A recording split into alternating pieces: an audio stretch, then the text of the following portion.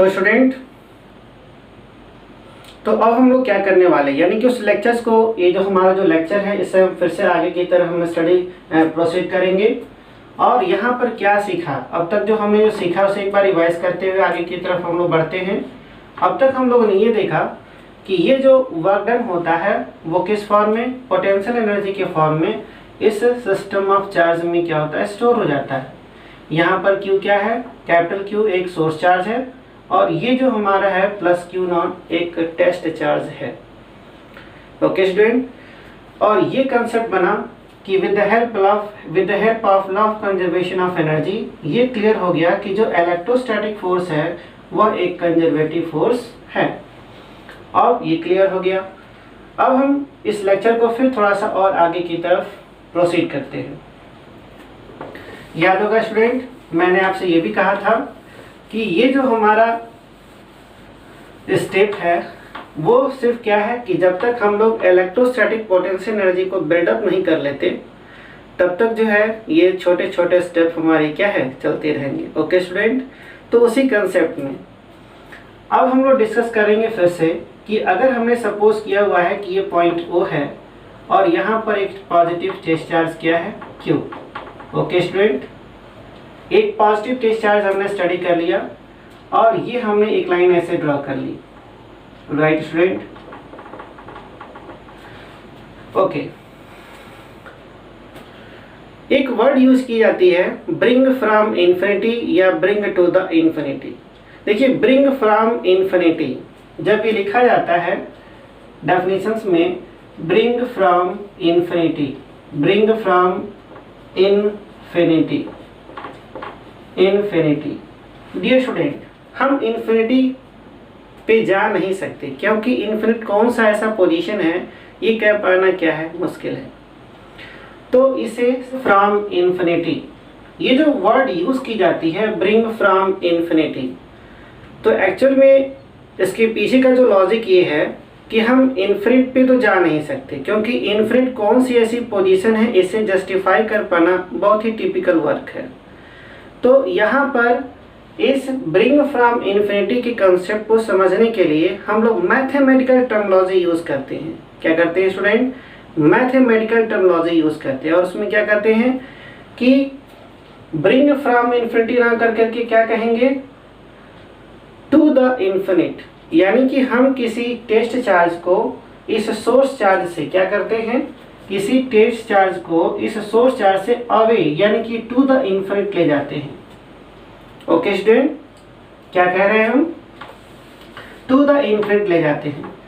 या फिर हम अगर इस कंसेप्ट को यूज करना चाहें कि ब्रिंग फ्रॉम इन्फिनिट, तो हम डिसाइड कर लेते हैं। तो अगर मैंने ये डिसाइड कर लिया कि ये जो पोजीशन है वो कौन सी है, इन्फिनिट की पोजीशन है, डिसाइड कर लिया, इमेजिन कर लिया कि ये वो पोजीशन है जिसे हम कहते हैं इन्फिनिट। राइट स्टूडेंट, वहां से आपने एक पॉजिटिव टेस्ट चार्ज क्या कर दिया, लाना स्टार्ट कर दिया। ओके स्टूडेंट, अब इसे वहां से ब्रिंग यानी कि लाने की जो मैथमेटिकल कंसेप्ट है वो पूरी तरह से बैलेंस होना चाहिए। कैसे बैलेंस होना चाहिए कि जो फोर्स आप यहाँ लगा रहे हैं हम उसे क्या कहते हैं, एक्सटर्नल फोर्स कहते हैं। क्या कहते हैं स्टूडेंट, इसे हम कहते हैं एक्सटर्नल फोर्स। क्या कहते हैं इसे, एक्सटर्नल फोर्स कहते हैं स्टूडेंट।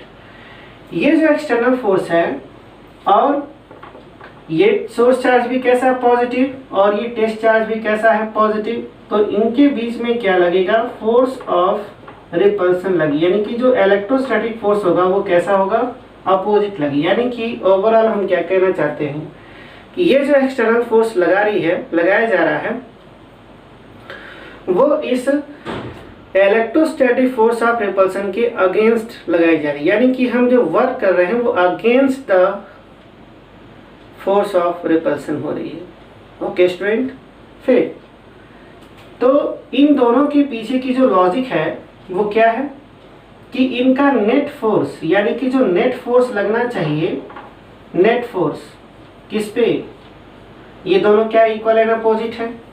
राइट स्टूडेंट, ये जो नेट फोर्स लगना चाहिए एक्सटर्नल प्लस इलेक्ट्रोस्टैटिक फोर्स।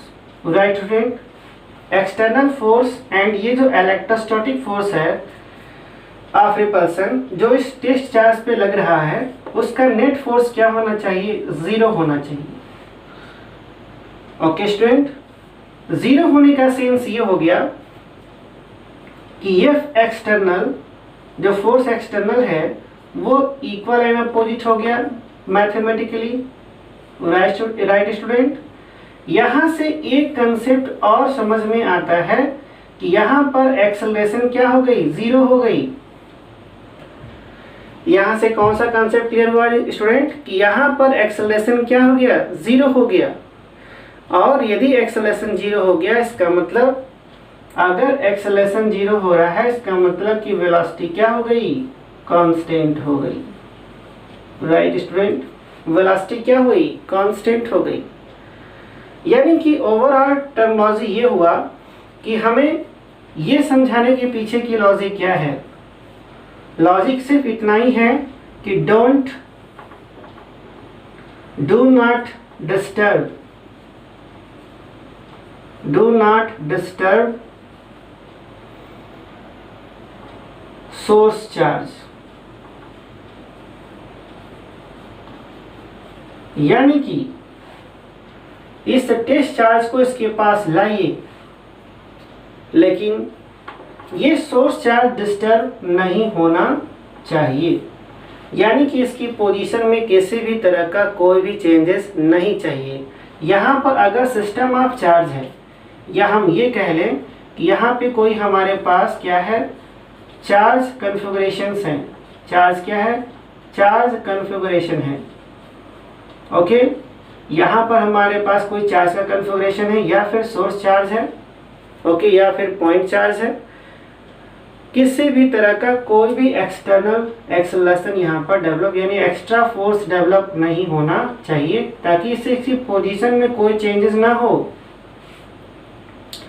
और ऐसा तभी पॉसिबल है कि जब वो सोर्स चार्ज डिस्टर्ब ना हो।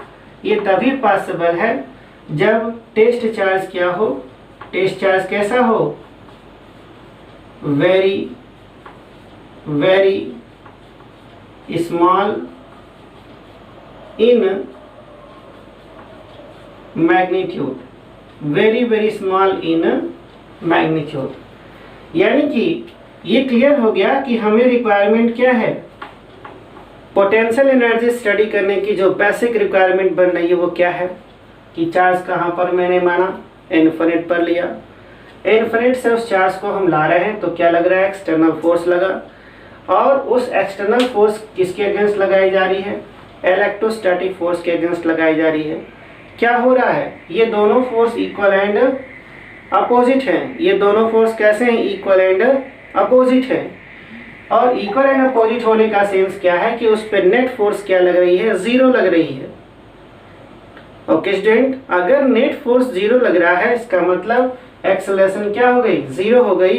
और एक्सेलरेशन 0 होने का मतलब कि उसकी वेलोसिटी क्या है, कांस्टेंट। क्यों रखी जाती है कांस्टेंट, क्यों एक्सेलरेशन 0 होता है, सिर्फ एक ही रीजन है और एक ही रिक्वायरमेंट है, और वो क्या कि हमारा सोर्स चार्ज या चार्ज कन्फिगरेशन किसी भी कंडीशन में डिस्टर्ब नहीं होना चाहिए।